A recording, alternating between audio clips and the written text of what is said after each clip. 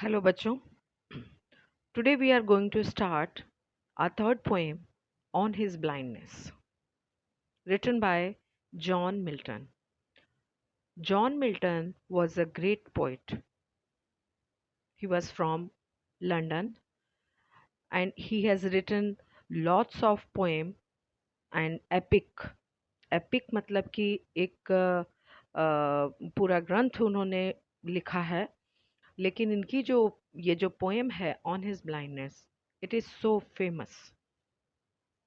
ये फेमस इसलिए भी है क्योंकि ये कविता उन्होंने ब्लाइंड होने के बाद लिखी थी और उसके बाद उन्होंने क्या महसूस किया, उन्होंने जो कष्ट महसूस किया, अपनी भावनाओं को उन्होंने इस पोएम के ज़रिए लिखा है.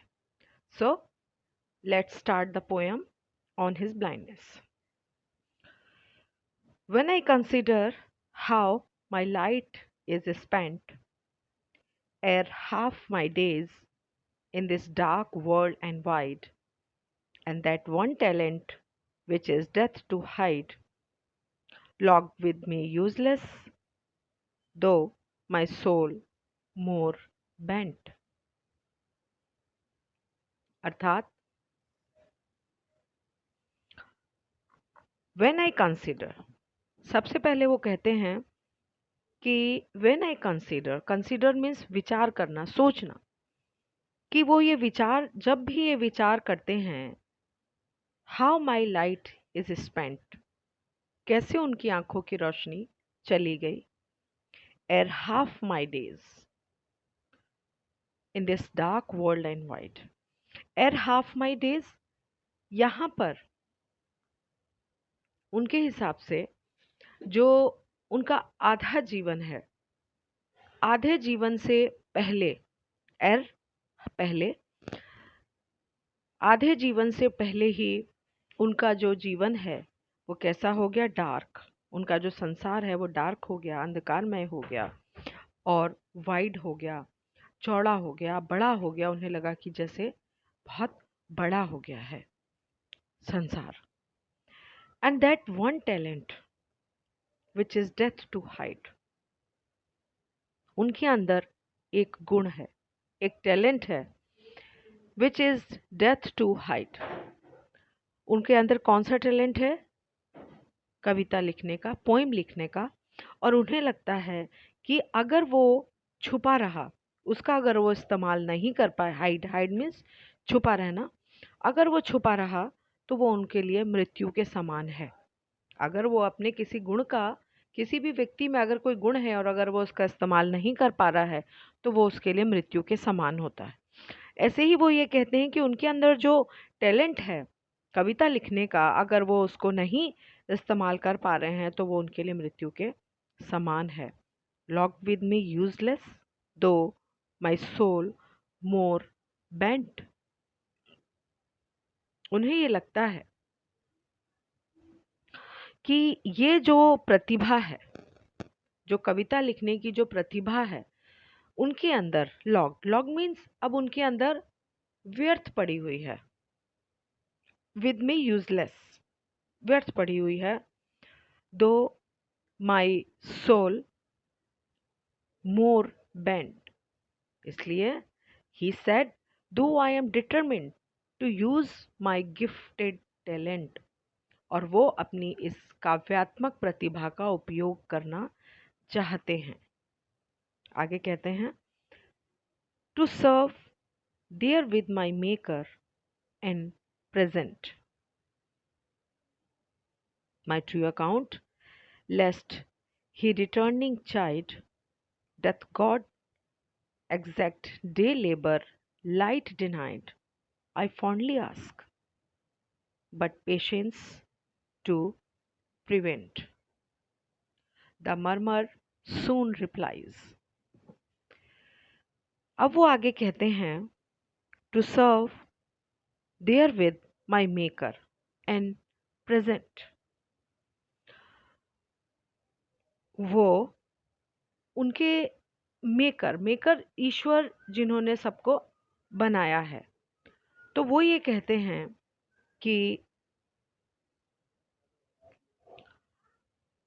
and present, to serve there with my maker and present my true account. वो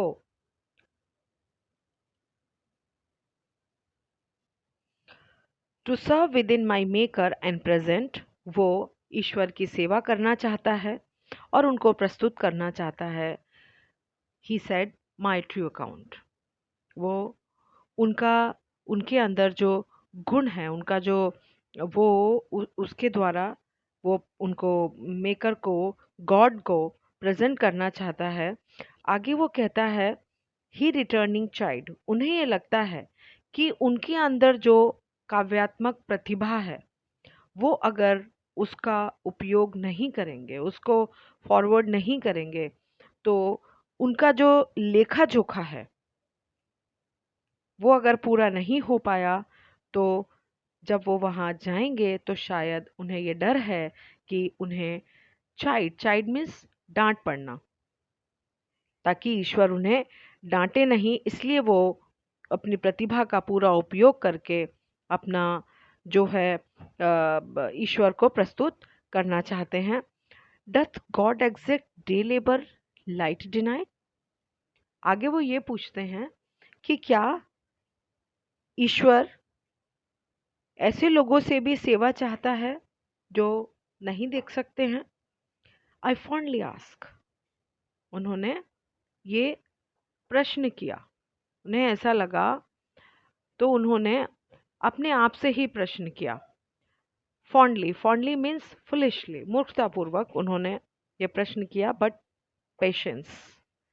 पेशेंस हर व्यक्ति के अंदर जो धैर्य होता है, धीरज होता है, एंड्योरेंस होता है, उसको उसने उन्हें एहसास दिलाया, उसने उसे समझाया। क्या समझाया? टू प्रिवेंट दैट मर्मर, वो जो बड़बड़ा रहे थे, बड़बड़ाना, मर्मर मीन्स बड़बड़ाना, बड़बड़ा रहे थे, तो उनका जो अंतरात्मा है, उस धैर्य ने, धीरज ने उनको जवाब दिया। सून रिप्लाइज, जवाब दिया, गॉड डथ नॉट नीड, ईश्वर को आवश्यकता नहीं है। किसकी? ईदर मैन्स वर्क और his own gifts.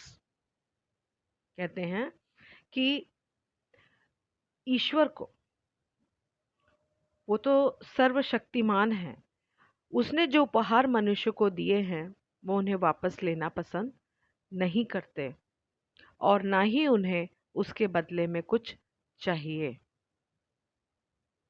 Who best bear his mild yoke, serve him best his estate is kingly। वो कहते हैं who best bear his mild yoke, they serve him best, अर्थात वो लोग उनकी सच्ची सेवा करते हैं। who best bear, जो कि बेयर करते हैं, सहन करते हैं, क्या? उन कष्टों को जो ईश्वर ने उन्हें दिए हैं। योग, यहाँ योग से अर्थ बेटा, योग मीन्स होता है कि बैल के गले में एक प्रकार का जो एक या रस्सी जैसे बंधी हुई होती है, या जब हल चलाया जाता है तो उसके गर्दन पर जो रखा जाता है, जिसके कारण फिर उसको हल को उसमें फिक्स करके हल को चलाया जाता है। तो वो जो गले में पड़ी हुई उसके रस्सी है, जो योक है, वो क्या करता है? उसके लिए बंधन है, कष्ट है, लेकिन बावजूद उसके बैल अपना काम करता है, हल जोतता है। इसी प्रकार उनका ये कहना है कि उसी प्रकार मनुष्य को भी उनके जीवन में अगर किसी प्रकार के कष्ट भी आते हैं तो उन्हें पार करते हुए उनके साथ ही अपने कर्म को करते चले जाना चाहिए। इसलिए मनुष्य को जीवन के कष्टों को नम्रतापूर्वक सहन करना चाहिए, क्योंकि ईश्वर के न्याय के बारे में शिकायत करना ठीक नहीं है। जो ऐसा करते हैं वो उनकी सच्ची सेवा करते हैं। आगे वो कहते हैं हिज स्टेट इज किंगली, उनका जो साम्राज्य है, ईश्वर का जो स्थिति है, उनकी जो पोजीशन है, उनकी जो पावर है, दैट इज रॉयल। राजा जैसी उनकी जो शक्ति है।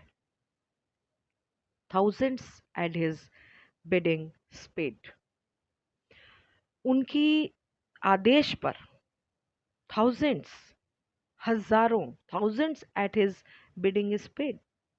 Bidding means command, order, speed, move, गतिमान होना। उनकी ऑर्डर पर हजारों जो देवदूत हैं, हजारों लोग जो हैं वो सेवा के लिए तत्पर रहते हैं।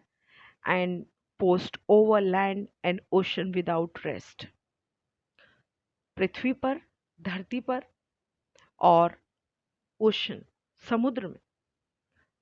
मतलब ना सिर्फ धरती पर बल्कि समुद्र में भी, अर्थात कि आकाश और पाताल हर जगह पर उनकी सेवा करने के लिए हजारों देवदूत तैयार रहते हैं।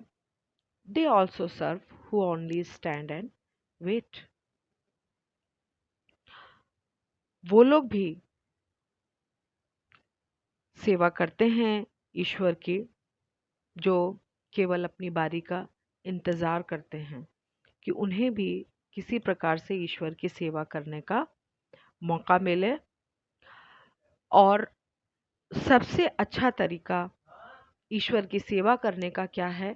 कर्तव्य पालन और विश्वास की भावना के साथ प्रतीक्षा करना, और ईश्वर की इच्छा के सामने पूर्ण समर्पण ही उसकी सबसे अच्छी सेवा है। So here is the poem. Have a good day बेटा। ओके।